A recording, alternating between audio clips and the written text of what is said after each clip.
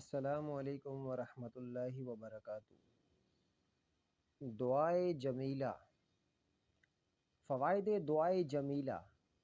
دعائے جمیلہ سے مراد وہ دعا ہے جس میں اللہ تعالیٰ کے نام بڑے خوبصورت طریقے سے درج کیے گئے ہیں۔ یہ دعا نیک اور صالحین بندوں کے ورد میں رہی ہے۔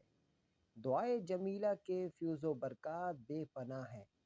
اس کے ورد سے دین و دنیا میں عزت حاصل ہوتی ہے اور آخرت میں مغفرت حاصل ہوگی۔ جو شخص گاہے گاہے یا روزانہ دعائے جمیلہ کو پڑھتا رہے گا تو اللہ اس کے صغیرہ اور کبیرہ گناہ معاف فرما دے گا اور آخرت میں اسے جنت ملے گی۔ اس لیے ہمیں کوشش کرنی چاہیے کہ دعائے جمیلہ کو روزانہ ایک مرتبہ ضرور پڑھیں۔